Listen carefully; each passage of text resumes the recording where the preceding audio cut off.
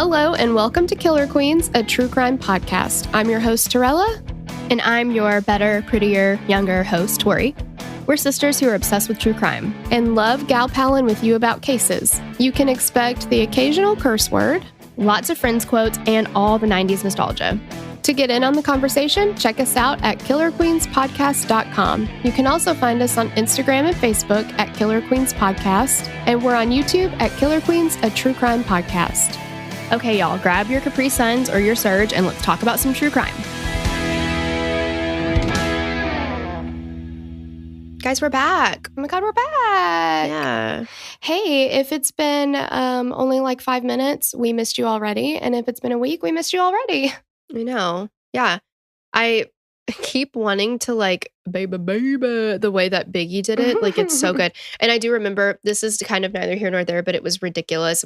I was waiting for my Panera order at Panera. And there were all these little kids from like a soccer group, I think. Like, it was on a weekend and they had just played maybe a soccer game. They were waiting for their food. And there was a little girl and their group named Izzy. And they were like, Izzy, Izzy, Izzy, can't you see? Sometimes your words just hypnotize me. And I'm like, you guys are 8 years old. The kids were singing that? Yes. Oh my God, that's amazing. Yeah. Izzy, Izzy, Izzy. Yeah. Oh my gosh, that's so cute. Yeah. It was probably 9 years ago, but I was like, oh my God. Wow. Those kids are badass. Yeah. That's awesome. So it pertains to what we're talking about, so I can sing something. Totes, yeah.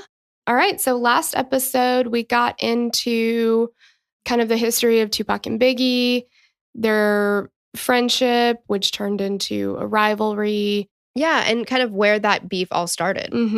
And if you haven't listened to that already, definitely go back. Now we're going to get into everything else. Biggie's career, their tragic deaths, and investigation and all that good stuff. All right. After Big was released from jail for selling drugs in North Carolina, he headed home and started to record music. He made a mixtape, Microphone Murderer, but didn't expect anything to come from it. A local heard the tape, though, and promoted it wherever he could. Eventually, it was heard by Maddie C., an editor for The Source magazine. There was an unsigned hype section that put unsigned artists on display to try to get their names out there. Biggie was able to spend that attention into making a demo tape, and that demo tape would change his life forever. The demo was heard by a young Sean Combs, a.k.a. Puffy, a.k.a. Diddy, a.k.a. P. Diddy, a.k.a. all the things, who immediately set out to sign Biggie to Uptown Records, whom he worked for at the time. In 2017, Puffy recalled their first meeting. He said that he brought Big to a local soul food restaurant called Sylvia's. This place is one of the meccas of soul food. People came to New York from all over the world for it. He said that when they sat down, he asked Big if he wanted to eat, but he said no. I realized that's how big this moment was for him. This was really his dream. He couldn't even eat. He just wanted for this to really happen, and it happened. It was all a dream.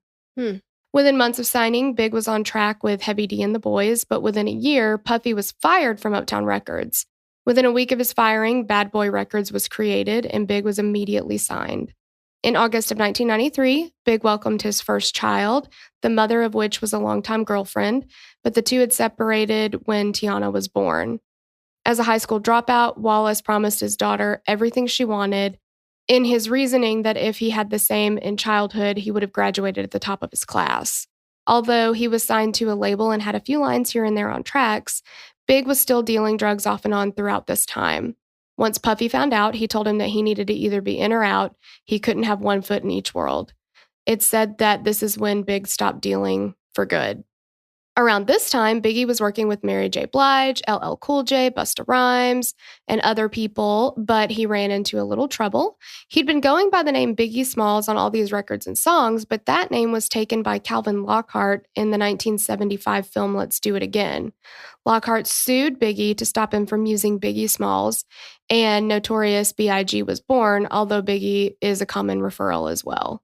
It's so funny to me because I saw on the Biggie, I Got a Story to Tell, in an interview, he's like, yeah, like Biggie Smalls is out. It's wet. It's not happening anymore. Like, we're done with that. And they show a clip of this guy who goes by Biggie Smalls from that film. And I'm like, get over yourself, man. Like, your time is over. Let him have it. Like, what are you going to do with that? Who knows you? Yeah. So it was, It was in a movie, so I mean that actor. Yeah, that's not what he goes by now, right? Who knows? Like- who knows Calvin Lockhart? Exactly. It's like, dude, I'll wait. Yeah. If somebody can actually use it, you know, Yeah. maybe you need to get off your high horse, dude. Nobody knows you. Yeah. Who cares? Exactly. Jerk. In 1994, Big had a photo shoot with other bad boy artists, and this is where he met Faith Evans. After just 8 days of knowing one another, the two got married. Jesus. Yeah. 5 days later, Juicy Unbelievable, Big's first project as a solo artist, made it to 27 on the Billboard charts as the lead single for his upcoming album. Big's only album released while he was alive was titled Ready to Die. I am like blown away by the like almost foreshadowing of his album names. Well, I mean, my God, same thing with Tupac, because he was going to start a record label called Euthanasia. Oh. And he had a chain with this piece on it that had the angel of death on it. And the night that he died, sorry, we might get into this. The night that he died, he was wearing it. Was that the death row chain that Suge gave him, or a different? I think he bought it for himself, but I think, okay. Yeah. Because I know he had a death row chain too. But yeah, and then like, so this album, Ready to Die, and then his other album that released after he passed away was called Life After Death. Like, just like, so. It's so scary. Yeah. I mean, it's eerie. Yeah, it's super eerie. It's crazy. So Ready to Die was released in September of 1994 and reached 13 on the Billboard charts. It would eventually be certified platinum 4 times, 4 million copies sold. The album featured the hit Big Papa and shifted the focus from West Coast rap to East Coast at a time when West Coast rap was dominating the charts. It was around this time that Big met Tupac and their friendship blossomed.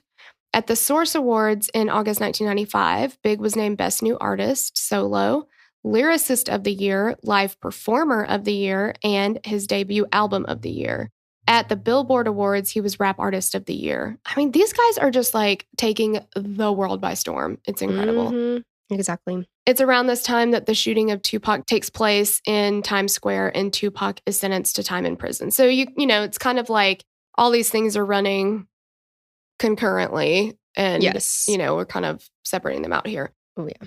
All right, let's talk about fucking Suge Knight. Yeah. While Tupac was in prison appealing his conviction, he claimed that he only wrote one song, and he instead focused on reading. He read the works of Machiavelli and Sun Tzu's Art of War. He couldn't post bail because he was broke. His mom was about to lose her house. On Tupac's behalf, his wife, Keisha Morris, reached out to Suge Knight and of Death Row Records and told him what was going on and that he needed help financially. Knight arranged for Tupac's mother to receive $15,000 and began to visit Tupac in prison. A quick detour to find out who Suge Knight is. Or let's take a detour. How about that? Yeah. So Suge Knight is one of the co-founders of Death Row Records and was at the center of the movement that brought hardcore gangster rap to mainstream audiences. Before starting Death Row, though, he was a promoter and founded a music publishing company. His first big profit came from, you're never going to guess it. Do you think you can guess it? I mean, I know it, but do you guys know it? It's Vanilla Ice. The song Ice Ice Baby had used material written by one of Suge's clients, and supposedly Ice agreed to give Suge the royalties from the song. Suge and his bodyguards would confront Ice several times, and there is a story that's floated around the music industry for a while. So the story goes that Suge and a couple of his guys broke into Ice's hotel room one night and hung him by his ankles from the balcony while demanding their money. Ice claimed that never happened, only that Suge threatened to throw him from the balcony. So, no big deal. I mean, yeah, whatever Suge had to do to get money, and like anybody he worked with or whatever, like he was gonna get as much money as possible, so he was just gonna dick you over, like he didn't care. I don't know that Ice was like, yeah, I'll give you the royalties from my song. Like, doubtful, dude. Right. But he was like, I'm gonna take it anyway. Yeah, exactly. Through his publishing company, Suge met members of NWA and learned that Dr. Dre and the DOC, another rapper, wanted to leave NWA, and they wanted to leave the record label run by fellow NWA member Eazy-E. Suge and his men threatened Eazy-E and others with lead pipes until they agreed to release Dr. Dre and DOC from their obligations and let them sign where they wanted. Pretty sure that's not how it typically... I mean, I don't know. What do I know? But it seems a little much. I think I'm not using enough lead pipes. Well, clearly. Yeah, because it seems to get the job done. Yeah. Oh, it gets results. That's for sure. Just look at Clue. That's true. Almost immediately, Dr. Dre, the DOC, and Knight formed Death Row Records. Knight is known throughout the industry as someone you don't fuck with. I completely understand why. Mm-hmm. I think it is interesting, Dr. Dre and the DOC, and I'm sure they're like, indebted to Suge Knight, but I'm also like, why would you go into business with him? Like, Death Row Records it's huge. It's a mammoth of a record industry, a record company, but still, I'm like... I think too, though, Suge would do stuff like, like with Tupac, he started giving him money. Mm-hmm. Like with Dre and DOC, he got them out of their contract that they wanted to get out of, and now he holds that over their heads. Yeah, like, they're okay, indebted now to you him. owe me. Yeah, and it's just like you're stuck with his ass. Yeah. So let's just go ahead and suffice it to say that Knight has had several run-ins with police over the years. The story isn't about him, though, even though he is currently serving 28 years in prison on manslaughter charges.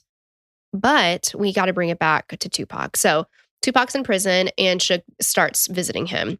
These visits were pretty much just Suge's way to convince Tupac to sign with Death Row Records.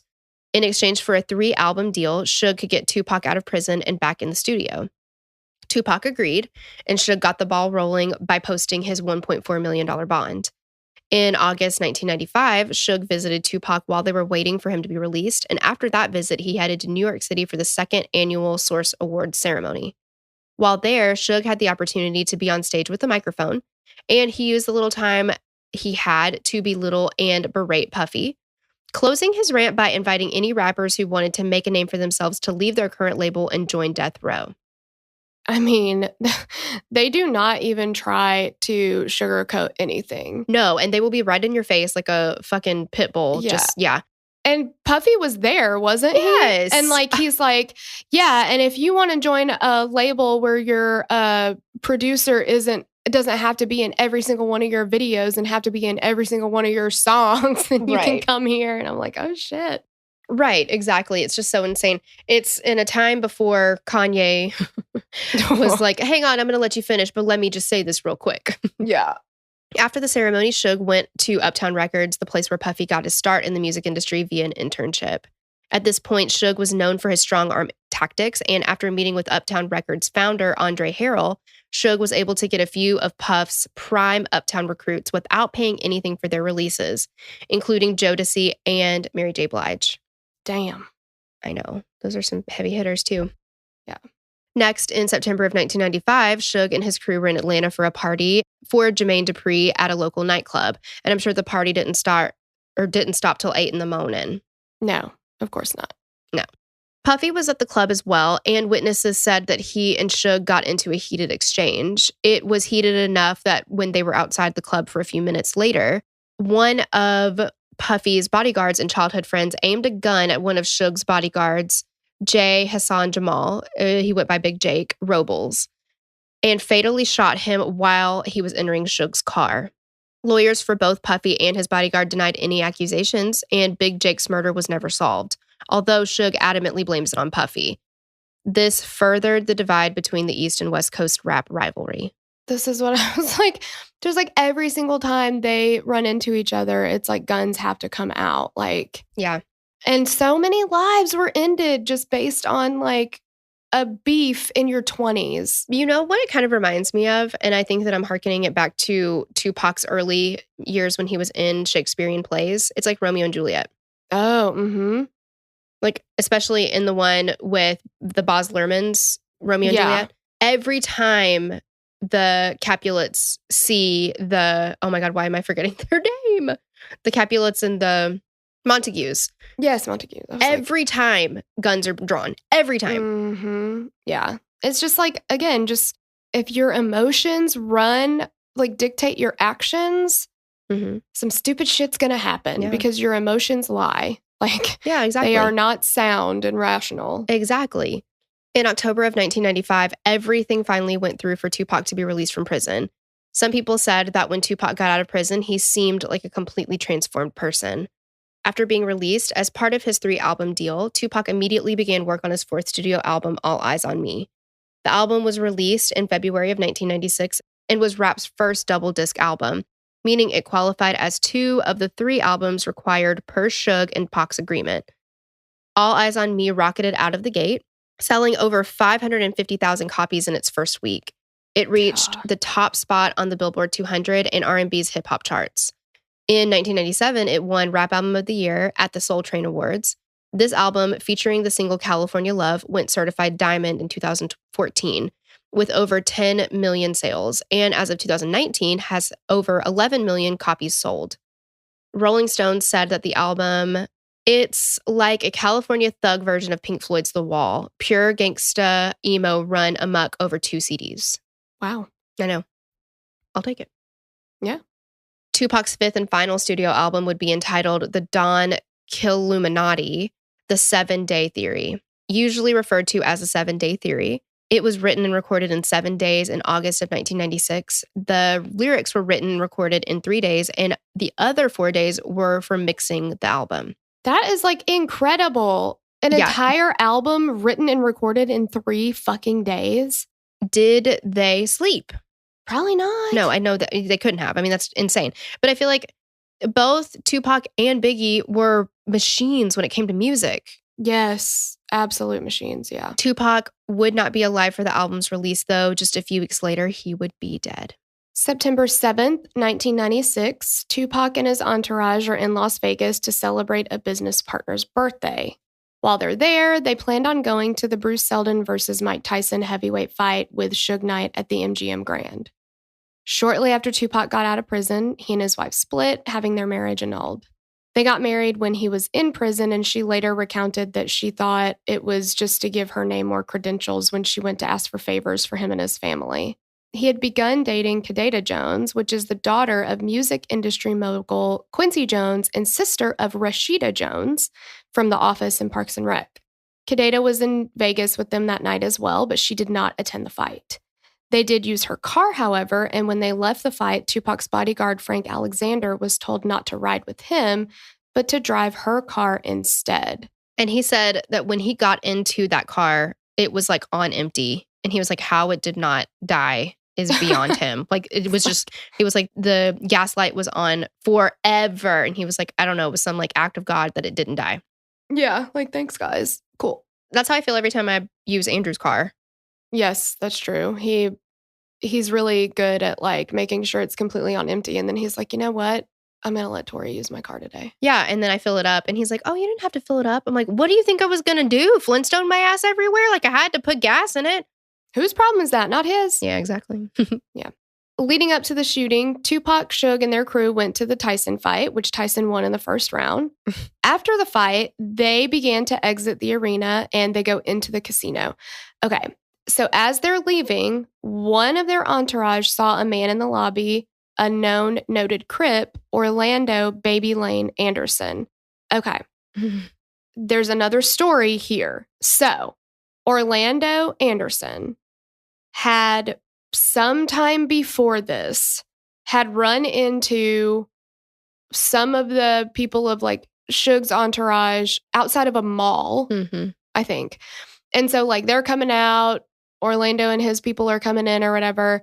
And Suge had given that death row chain to his like close people in his inner circle or whatever. So Orlando sees this chain around one of the dude's necks and snatches it off of him. And like they get in a big fight and all this stuff, but he takes the chain, or he tried to. I don't know that he actually got it. Now there is beef with Suge, his entourage, and Baby Lane. So flash forward to the Mike Tyson fight. Suge, Tupac, their crew are leaving. They see Baby Lane out in the casino, and Tupac runs over and just starts beating the shit out of him. And so then they all jump on him. Like, it's like this huge fight, beat down, whatever. And you can see this on surveillance footage. The whole thing is caught on surveillance footage. So you see Tupac run over, start the fight or whatever. A bunch of people go in and help, and they're just all like kicking him on the ground and all kind of stuff. And then when it's over, it's really funny to see Suge Knight. You know that like when you're like, ooh, I gotta hurt, like you're doing that really fast, brisk walk, like nothing to see here, just trying to get out really fast. Like he's huge. He's like 6'5" or even taller than that, I don't remember. And a bigger guy. He's a huge guy. And watching him do that, like, oh, trying to get out of here as fast as I can walk, it's like really funny. But they try to get out and they're walking as fast as they can. But as they're going through, people are noticing that it's Tupac. And it literally looks like Greg Kading, the detective who reopened the case or was part of the task force later, said it's literally like a human vacuum. I mean, he's just like attracting all these people. So as he's walking through, it's like whoosh, all these people come up and like kind of surround him and almost like provide this like human barrier of like where he just kind of gets mixed into the crowd and then they do end up leaving. It's crazy. They leave the casino. They go back to the hotel, and that's where Tupac saw Kadeda. He changes clothes, and he's getting ready to go to Suge Knight's club 662, and he's supposed to perform there. And she wanted to go too, and he's like, no, it's too dangerous tonight. Like, I think you should stay here. He knew that he had just gotten in this fight. He knew that there was going to be, added fuel to the fire kind of thing. And he's like, you stay here just to be on the safe side. They get into a black BMW with bodyguards, but the bodyguards were not armed since they couldn't get the necessary permits to carry weapons. There's just so many things that bodyguards with no weapons and I don't know, all the stuff. It's just like the perfect storm kind of thing. Yeah.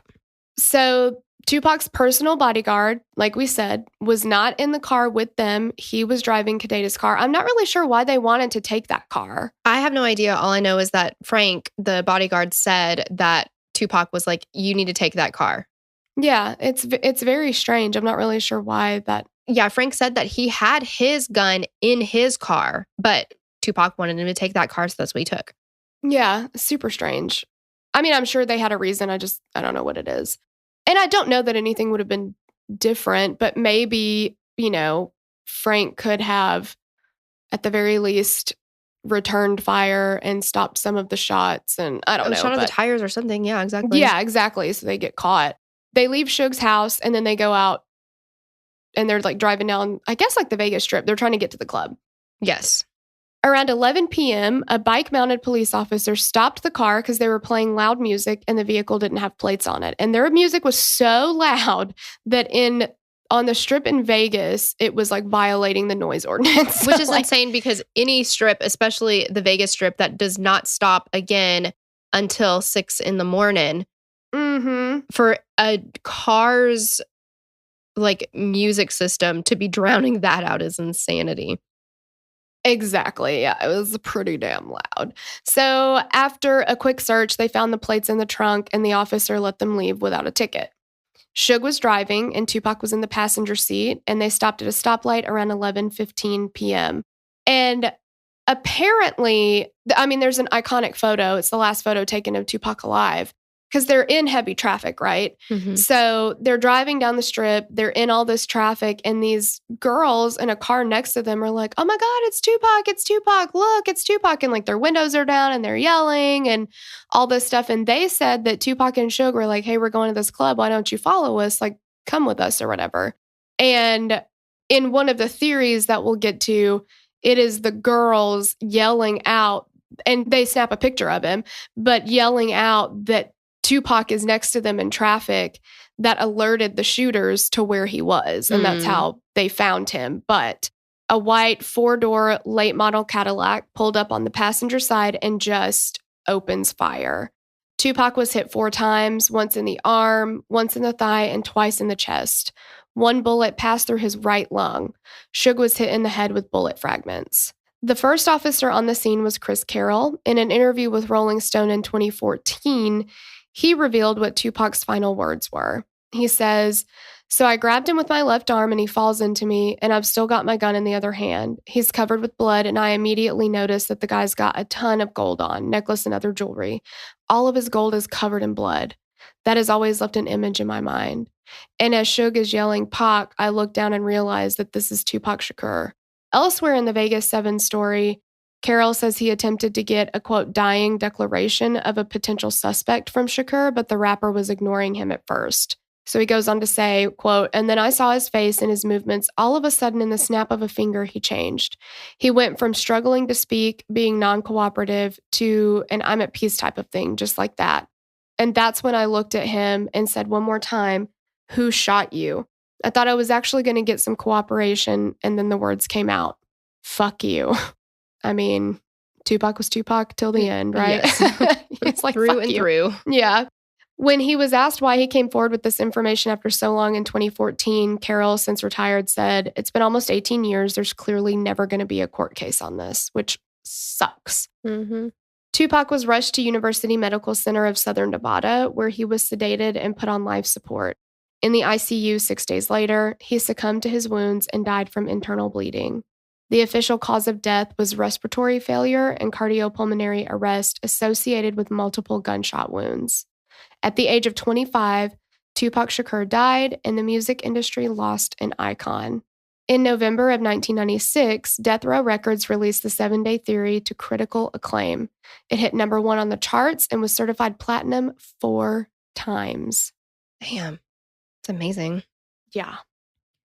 Okay, so we are going to go back to Biggie, and we're going to talk about specifically the years 1996 and 97. In 1996, Biggie had some run-ins with police. In March, he was arrested outside of a nightclub for chasing some fans who were asking for an autograph. He smashed the windows of their taxi and punched one of them in the face. He pleaded guilty to second-degree harassment and was sentenced to 100 years. Wow, that's excessive. Yes, excessive. Don't punch fans in the face. Exactly. You get 100 years for that shit. He was sentenced to 100 hours of community service. What a hilarious misunderstanding. I know. Although I don't I couldn't find anywhere why he got so mad at them. Yeah, who knows? Because he seemed very, in every other instance, he seemed very much, about the fans. Appreciative. Yeah. So I don't know if they, said something or, did something, or I don't know, but I felt like it was out of character. It was just. Maybe he was having a rough day. Yeah. Yeah, I don't know. In mid-1996, he was arrested in his home in Teaneck, New Jersey for drug and weapons possession charges. Then Tupac was killed in September. The rumor mill ran amok. Amok. Yes, exactly. And many thought that Biggie had something to do with it. One rumor was that he had supplied the murder weapon to a Crip who pulled the trigger. Faith Evans, Biggie's wife, recalled receiving a phone call that night from him crying from shock. She said, I think it's fair to say that he was probably afraid, given everything that was going on at the time and all the hype that was put on this so-called beef that he didn't really have in his heart against anyone. In October of 1996, Evans gave birth to Christopher C.J. Wallace Jr., Biggie's second child. The following month, Lil' Kim, a member of the Junior Mafia, Biggie's group of proteges, released their first album. Biggie produced the album for her, and while they were recording, the two had an affair.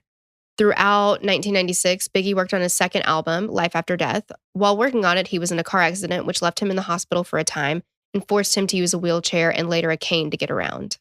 In February of 1997, he traveled to California to promote his upcoming album, Life After Death, and record the video for the single Hypnotize. While there, he went to various radio stations and did interviews here and there to promote the album. He also went to the Soul Train Music Awards and presented an award to Toni Braxton. During the presentation, he was booed by the West Coast rap fans. Biggie had stated in an earlier interview that he had hired bodyguards while he was there, but that was more to do with his celebrity status than being a rapper. After the award show, he attended an after party at the Peterson Automotive Museum.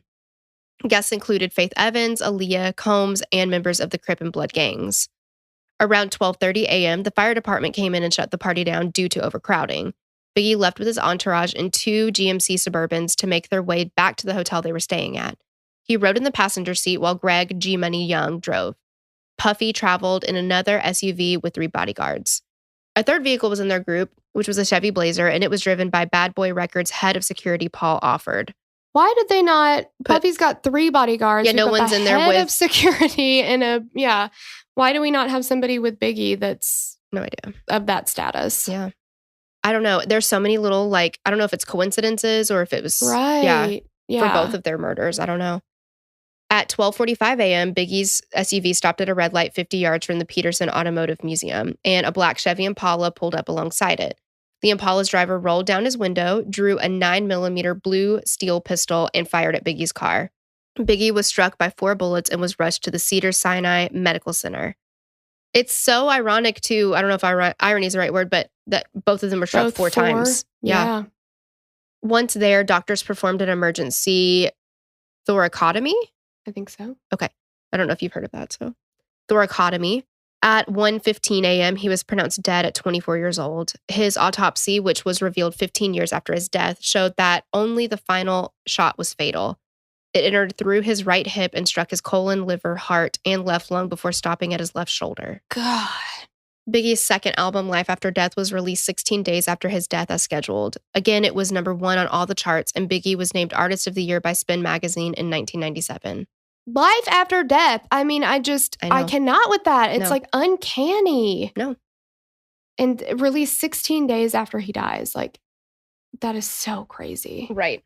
All right, so let's get to some theories. The main and most likely event that led to Tupac's death can be linked to the MGM casino after the Mike Tyson fight. According to some, his murder was a direct result of the attack on Crip Orlando Anderson after the fight. After the beating he received, he got a group together and they shot Tupac out on the Vegas Strip.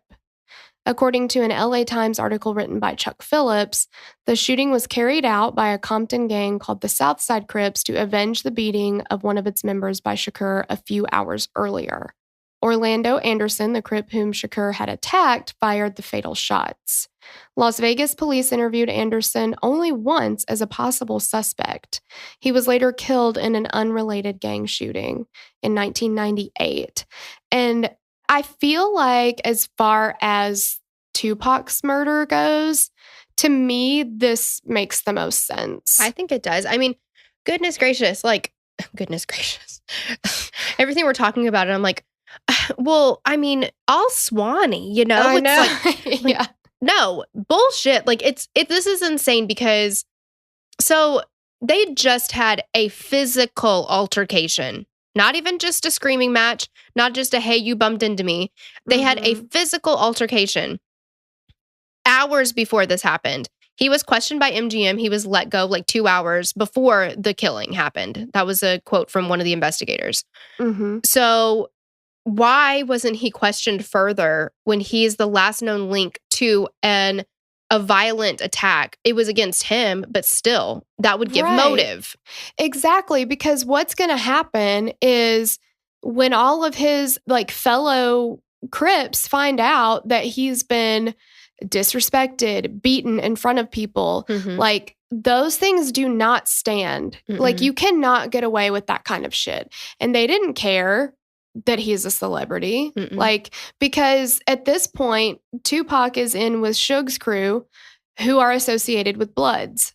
So there's a rivalry there. It's already volatile. You know what I mean? Well, sure. And Suge has it's known that he has a huge temper and will do whatever the fuck he wants to do to get whatever he wants. Yes. There are no cares given there. Suge has 0 fucks to give. And like, I mean, it just makes so much sense that Baby Lane is going to go to his, he had family in town there.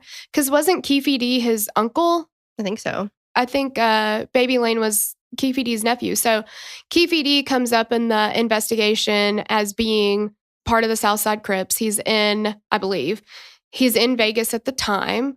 He tells police later on, like after the task force is open 10 years later to reinvestigate the Biggie murder, that he's in Vegas. Baby Lane tells them, hey, these guys beat the shit out of me. Because I think they were like having dinner and they had no idea this was going on. But they find out and they're like, well, we're going to fuck him up then. Yeah, like, he's not going to get away with this. Yeah, we cannot let him get away with it.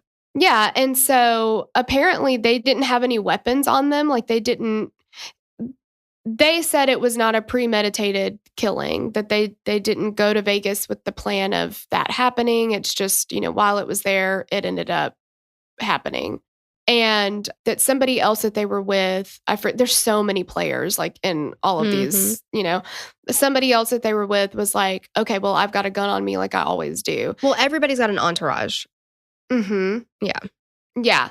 They had rented this Cadillac while they were there. So they get in the car, they start driving around, but they can't find him because they went directly to 662 is Keefe D's story, because they knew that he was going to be there performing. But they go to 662 and they're waiting on him and he doesn't show up. And so they're like, well, fuck, like, where is he? I thought he was supposed to be here. So they go to the liquor store, they buy some liquor, and they're all just like driving around, just like sipping on whatever they've got. And that's when they hear those girls say, oh my God, it's Tupac, look, it's Tupac. And they're like, there he is. And so they flip a U-turn like right in the middle. But if this story is true, there's got to be witnesses that say, I saw the Cadillac flip a U-turn. Right. And the only thing that I heard from Frank, the bodyguard, was that there was somebody who was part of their entourage in the front, then Suge Knight and Tupac right behind him, and then Frank was behind. Mm-hmm.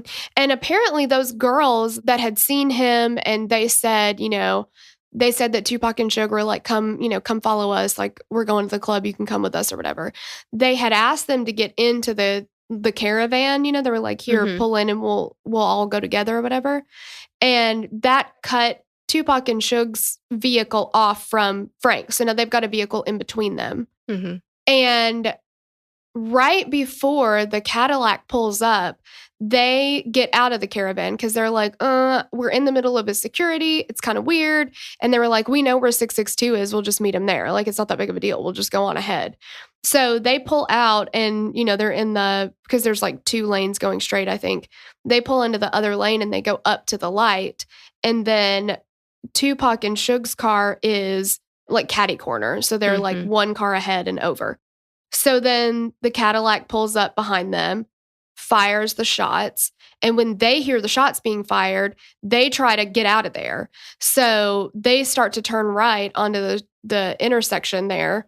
And the Cadillac hurries up and tries to peel out and almost hits their car because they're trying to get away. And she's trying to get away because she's like, holy shit, there's shots being fired. Like, I want to get out of here. But it just seems like, I don't know. But then you've got a situation where most people involved aren't going to want to talk to police. Well, of course not. I mean, look at the climate of police. Mm-hmm.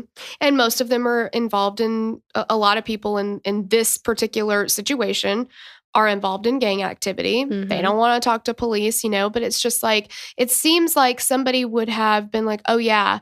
And the white Cadillac, I saw it make, an abrupt U-turn or whatever. It just seems like there'd be something to support Keefe D's story. Well, yeah. But what I heard from one of the investigators was he said that after it happened, everybody scattered. Yeah. So. Exactly. Because again, there was no one to interview. Yeah. They don't want to be sitting there and have to talk to the police. Well, and look at how Tupac reacted. Fuck you. Mm-hmm. Yeah. All right. So another theory is that Puffy paid $1 million to have Tupac and Suge Knight killed by Crip gang members. Actually, Keefe D says this too. That's ridiculous. So which is it, dude? Did Puffy pay you, or did you kill him in retaliation for Baby Lane's beatdown? Mm-hmm. Can't ride 2 horses with one ass. Yeah. It doesn't seem like they'd both be true. Right. And he says that he agreed to do the job and he wasn't planning on doing it in Vegas, but when they ended up beating up Baby Lane, they were like, oh, kill 2 birds with 1 stone. Like, I'm like, what are the fucking odds, dude? Like, it's just so ridiculous. Yeah. But he said that he would pay $1 million to have Tupac and Suge Knight killed by Crip gang members. When Suge Knight wasn't killed, it's alleged that Knight then paid Bloods $13,000 to kill Biggie. Neither of these have been proven to be fact, but they are still out there as possibilities. So I don't put it past Suge Knight at all to hire a hit. No, I mean, I don't either. But at the same time, it's ridiculous. I think that what the part of it where I'm like, absolutely not, is the Puffy paying $1 million to have Tupac and Suge taken out. Yeah. That didn't happen. I don't deny, because what I think happened was probably, and I don't know if drugs had anything to do with this or what, but Suge Knight, I don't know what he was, if anything, putting into Pac's head. Mm-hmm. But it seems like anything that happened to them, whether or not it was related, they were all like, oh, you see what Puffy and Biggie are doing? You see what they're how they're coming at us? Yeah, exactly. Because Tupac was getting more and more and more paranoid as time went on. And I think that's a direct result of being that close to Suge Knight. Exactly. Because Suge is doing what... Because what does Suge see in Tupac? Dollar signs. Exactly. But I love how, like, passionate you're getting. You're like, and then it's like, and I know. I fucking hate Suge Knight. Like, he's just the worst. And like, what does he see in him but dollar signs? So he's going to do anything that he can to make sure that Tupac is like, to cash in on this shit. Yeah, and trust him alone, Well, that's what people do. You got to isolate. He's isolating him. Exactly. And in the Unsolved series on Netflix, which you guys, if you haven't watched that, it's really well done. And Detective Greg Kading, who had been on the task force when they reopened the case, said that it was super factually correct too. But it was really good. But in this scene, they show Tupac saying, which, by the way, I think they got Tupac to play Tupac. Right? The dude that played him looks exactly like him. That kind of stuff is why I'm like, holographs?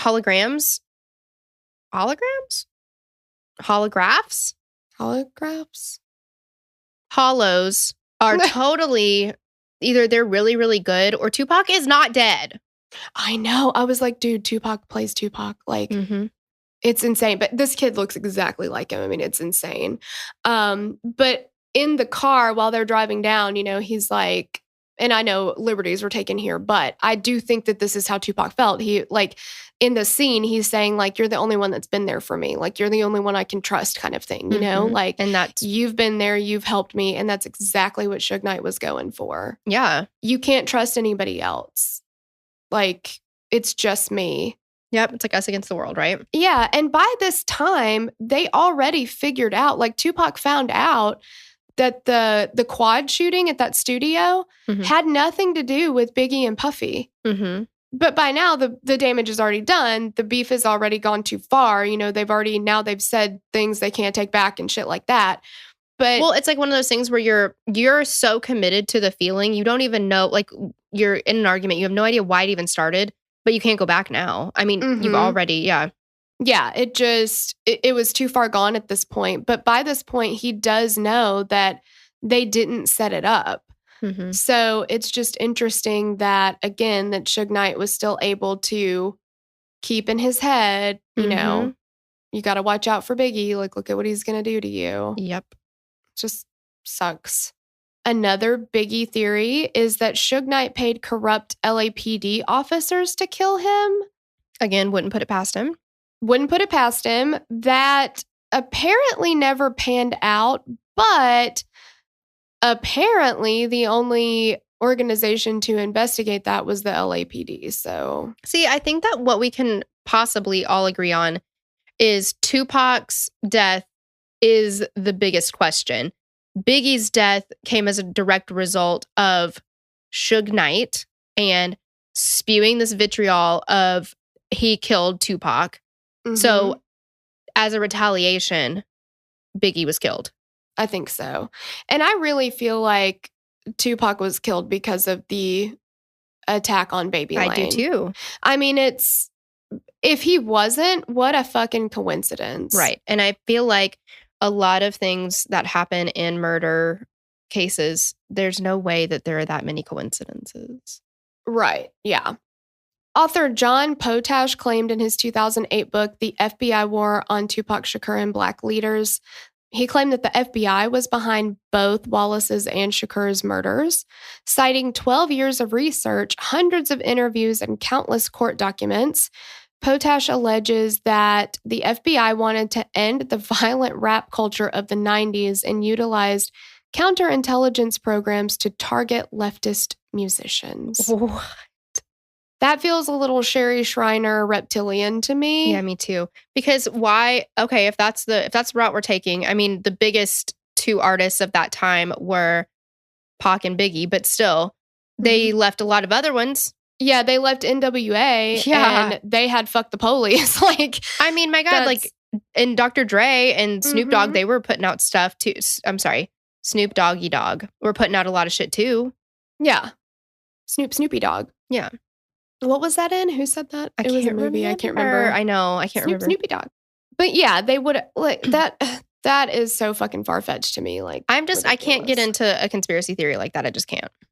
No, that the American government would take out, I don't know. If that was their goal, they did a fucking horrible job. Because like you said, they left a shit ton of other people. Like, it just doesn't make sense. Yeah.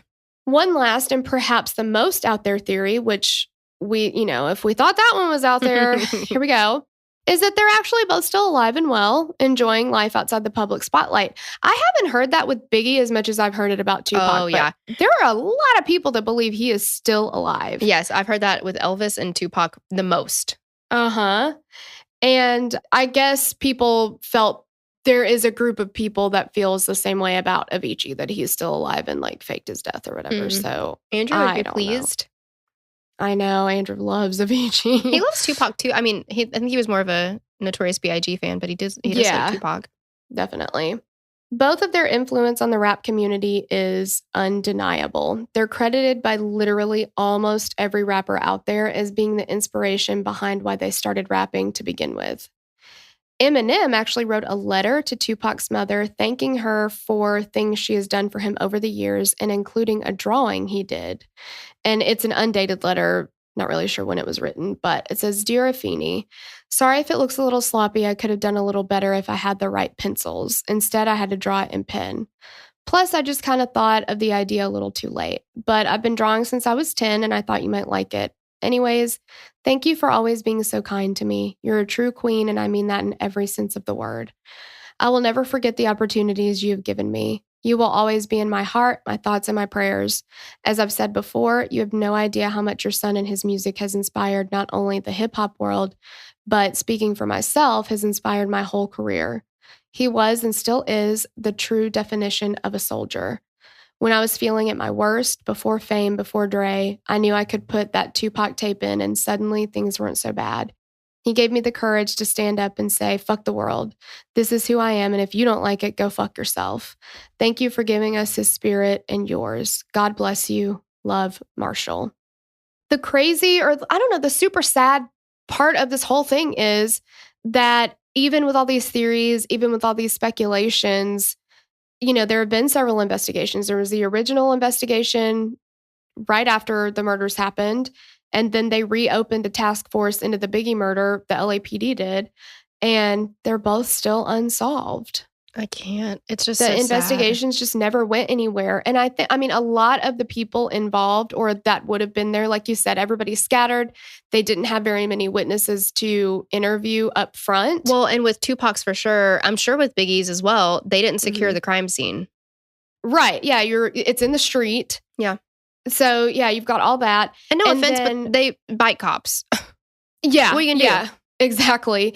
And then a lot of them have passed away now from other incidents. So which feels like no closure, right? I mean, if it comes out that it was Baby Lane, there's no vengeance. There's no justice there. No. He can't pay. Right. Yeah. I feel so sorry for their moms. Oh, yeah. And their children. Well, yeah. Biggie's children. Yeah. What they had to deal with the not knowing. And it's just sad. And with Biggie's kids not knowing their father. Yeah. Because he definitely wanted to be involved in their lives. Yeah. At the very least to provide financially for them. Yeah. Yeah. Just sad. It is sad. But that's it. Ugh. That was heavy. I feel kind of drained emotionally. I know. It is. And it was, I mean, that's definitely a case that I didn't know a whole hell of a lot about. I had just never really dove into it.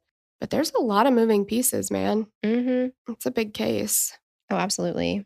But I'm glad that we did it, and I'm glad that we know more now, and I'm glad that we talked about it. So I'm interested to see what you guys think too. Like, if you think it had to do, like Tupac's had to do with Baby Lane, do you think Biggie was a retaliation from Suge? Like, I think that's where we both kind of land.